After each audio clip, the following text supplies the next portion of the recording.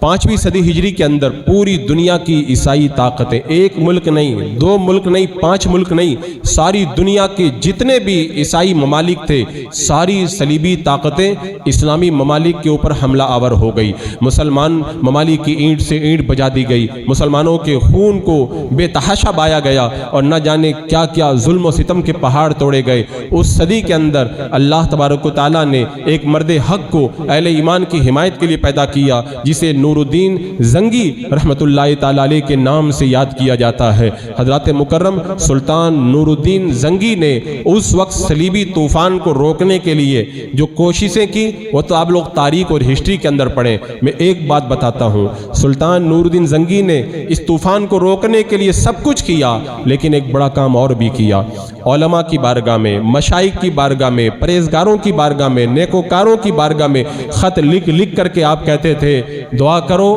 اللہ تعالیٰ مسلمانوں کی خیر فرمائے۔ آپ حضرات دعا کیجئے اللہ تعالیٰ اہل ایمان کو فتح عطا فرمائے۔ سلطان نور الدین زنگی نے بتایا اہل ایمان کا طریقہ کیا ہوتا ہے۔ وہ کوشش کرتا ہے، حکمت عملی اور وہ تدبیر کرتا ہے، سب کچھ کرتا ہے، لیکن اسے ضرورت ہے دعاؤں کی، اسے ضرورت ہے رب کی بارگاہ میں مانگنے کی، اسے ضرورت ہے اللہ کی رحمت کے دروازے کو کھٹکھٹانے کی۔ تو علماء، مشائخ، اولیاء اکرام کی بارگاہ میں لکھ کر کے کہا کوشش ہم کر رہے ہیں، آپ ہمارے لیے دعا کریں اللہ تعالی ہم کو فتح عطا فرمائے۔ اور اس کے بعد میں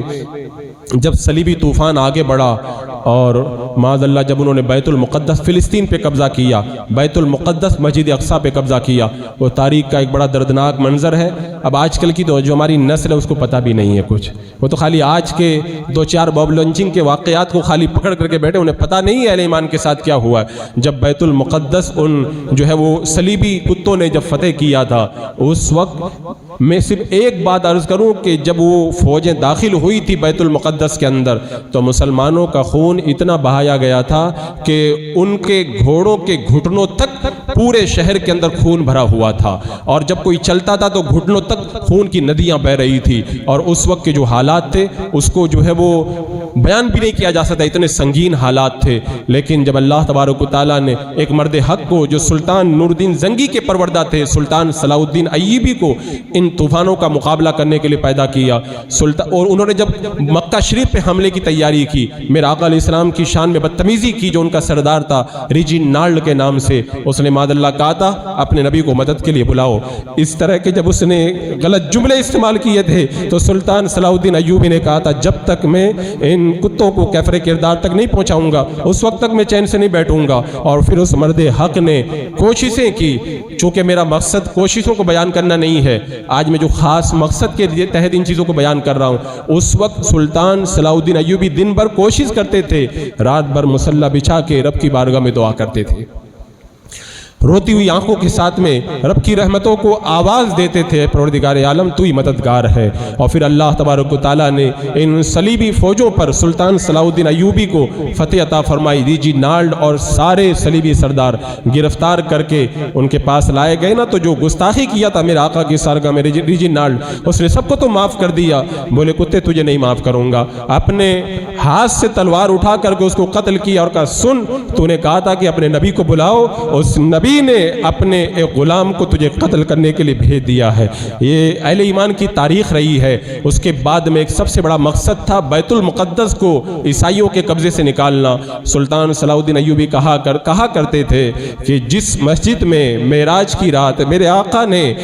انبیاء کرام کی امامت کی ہے، جب تک میں اس مسجد کو اہل ایمان کے ہاتھوں میں نہیں لے لوں گا اس وقت تک چین سے نہیں بیٹھوں گا۔ وہ پوری ایک تاریخ ہے سلطان صلاح الدین ایوبی کی، وہ تاریخ آج اہل ایمان کو پتہ نہیں ہے۔ سلطان صلاح الدین ایوبی دن بھر بھوکے رہتے تھے صرف اسی پلاننگ کے اندر کہ ہمیں بیت المقدس کو واپس لینا ہے، اور تاریخ میں تو یہاں تک ملتا جمعہ سے لے کے جمعہ تک پورا ہفتہ گزر جاتا تھا، صرف چند لقمے کھاتے تھے، ایک جو ہے وہ جنون تیار تھا۔ اور پھر اللہ تبارک و تعالیٰ نے مرد حق کو فتح عطا فرمائی، اور 90 سال کے بعد بیت المقدس پھر مسلمانوں کے قبضے میں آیا، فلسطین فتح ہوا، بیت المقدس۔ اب آپ اندازہ لگائیں جب اتنی بڑی فتح رب نے عطا فرمائی، پوری دنیا کی جو صلیبی طاقتیں تھی سب ابل پڑی کہ بیت المقدس ہمارے ہاتھوں سے نکل گیا، اس کے بعد میں ساری دنیا کی طاقتیں، صلیبی طاقتیں مل کر کے سلطان صلاح الدین ایوبی پر حملہ آور ہوئی۔ 5 سال تک جنگ چلتی رہی، لیکن اس مرد حق کے آگے وہ لوگ نہیں آ پائے۔ ایک ایسا موقع آیا تھا، ان کا ایسا سخت حملہ ہوا کہ یہ خوف ہوا کہ کہیں بیت المقدس ہمارے